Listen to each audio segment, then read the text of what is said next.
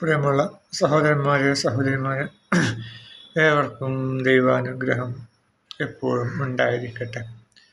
ബിസ്മില്ലാഹിർ റഹ്മാനിർ റഹീം. ഖുൽ ലാ അംലികു ലിനഫ്സി ദർറൻ വലാ നഫ്അൻ. നബിയെ പറയുക, എനിക്ക് തന്നെ ഉപകാരമോ ഉപദ്രവമോ ഉണ്ടാക്കുക എന്നത് എൻ്റെ അധീനത്തിലില്ല. അള്ളാഹു ഉദ്ദേശിച്ചതല്ലാതെ ഓരോ സമൂഹത്തിനും ഒരു അവധിയുണ്ട്. അവരുടെ അവധി എത്തിയാൽ ഒരു നാഴിക പോലും അവർക്ക് വൈകിക്കാനാവില്ല. അവർക്കത് നേരത്തെയാക്കാനും കഴിയില്ല. പ്രവാചകന് തന്നെ ഉപകാരമോ ഉപദ്രവമോ ഉണ്ടാക്കുന്ന ഒന്നും പ്രവാചകന്റെ കയ്യിൽപ്പെട്ടതല്ല. അള്ളാഹു ഉദ്ദേശിച്ചെങ്കിൽ മാത്രമേ ശിക്ഷ ഉണ്ടാവുകയുള്ളൂ. അപ്പം സത്യനിഷേധികൾ പറയാറുണ്ട്, പ്രവാചകൻ ചന്ദ്രനെ പിളർത്തിയത്. പ്രവാചകനല്ല പിളർത്തിയത്, മറിച്ച് പ്രവാചകൻ അള്ളാഹുവിനോട് പ്രാർത്ഥിച്ചു. അപ്പോൾ അള്ളാഹു ചന്ദ്രനെ പിളർത്തി കാട്ടിക്കൊടുത്തു. അപ്പം അതുപോലെ തന്നെ പ്രവാചകന് ഒരു വല്ലാതെ വിശന്ന സമയത്ത്, സഹാബികൾക്ക് വിശന്ന സമയത്ത് ഒരല്പം ഭക്ഷണം, ഒരു പാത്രത്തിൽ അല്പം ഭക്ഷണം കിട്ടി. ആ ഭക്ഷണത്തിന് പ്രവാചകൻ ഒരുപാട് പേരെ ഭക്ഷിപ്പിച്ചു. അത് അള്ളാഹുവിൻ്റെ ഒരു മോചിസത്താണ്. അത് താൽക്കാലികമായി പ്രവാചകന് കൊടുക്കുന്നതാണ്. അതേസമയം ചില സമയത്ത് പ്രവാചകന് വയറ്റിൽ കല്ല് കെട്ടിവെച്ച് യുദ്ധം ചെയ്തിട്ടുണ്ട്, അല്ലേ?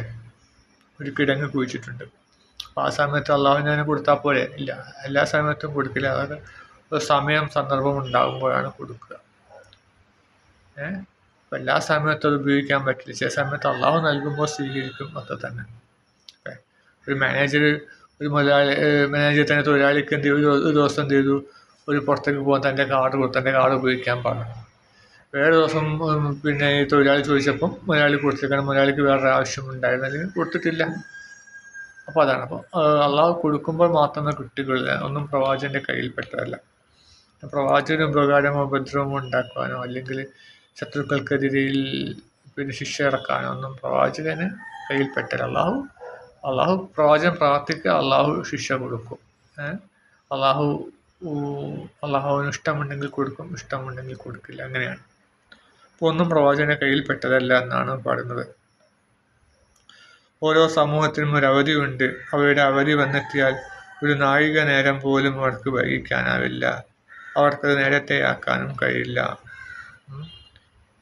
ഓരോ സമൂഹത്തിനും ഒരു അവധിയുണ്ട്. അത് എത്തിയാൽ ഒരു നാഴിക പോലും അവർക്ക് വൈകിക്കാനോ നേരത്തെയാക്കാനോ കഴിയില്ല എന്നാണ് പറയുന്നത്.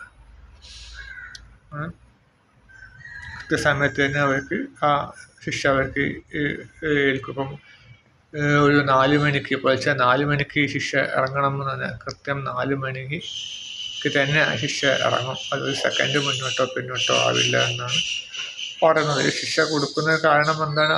ജനങ്ങൾ അതിക്രമം കാട്ടുമ്പോഴാണ് അള്ളാഹു ശിക്ഷിക്കുക.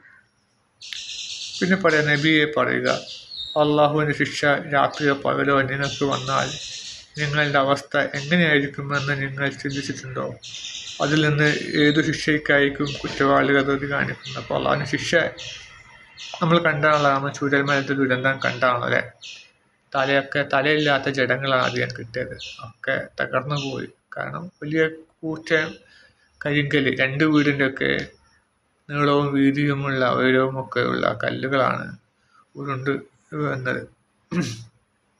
അത് വെള്ളം ഒരു അണക്കെട്ട് പോലെ രൂപപ്പെട്ട് അത് പൊട്ടിയപ്പോൾ ആ കല്ലുകളൊക്കെ ഒഴുകിപ്പോകുന്ന വീടടക്കം പൊളിച്ചുകൊണ്ട് കൊണ്ടേ കുറഞ്ഞ സമയത്തിനുള്ളിൽ.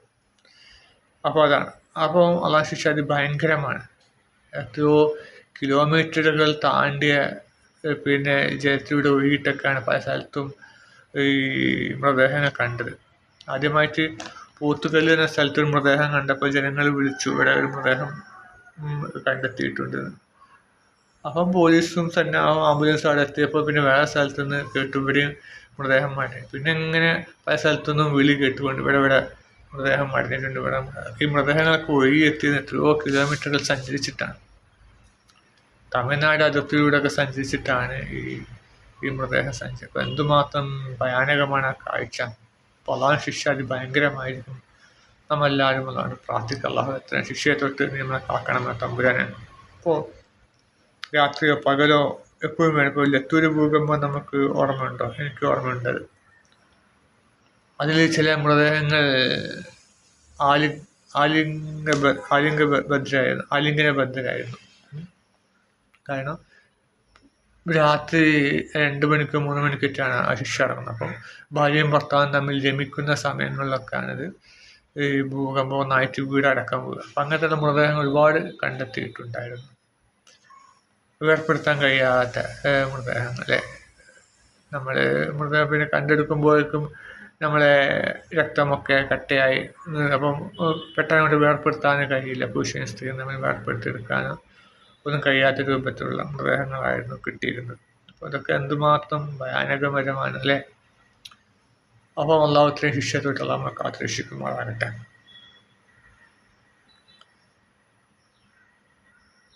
എന്നിട്ട് ആ ശിക്ഷ അനുഭവിക്കുമ്പോഴാണോ നിങ്ങളതിൽ വിശ്വസിക്കുന്നത്? അപ്പോൾ നിങ്ങളോട് പറയപ്പെടും, നിങ്ങളുടെ ശിക്ഷയ്ക്ക് തിടുക്കം കാണിക്കുന്നവരായിരുന്നല്ലോ, എന്നിട്ട് ഇപ്പോഴാണ് നിങ്ങളുടെ വിശ്വാസം. അപ്പോൾ ശിക്ഷ വന്ന് കിട്ടുമ്പോൾ അള്ളാഹു ചോദിക്കും, ശിക്ഷ എങ്ങനെയുണ്ട്? അത് കഠിനമാണ്. ആ ശിക്ഷയിൽ ഒരിക്കലും രക്ഷപ്പെടാൻ കഴിയില്ല.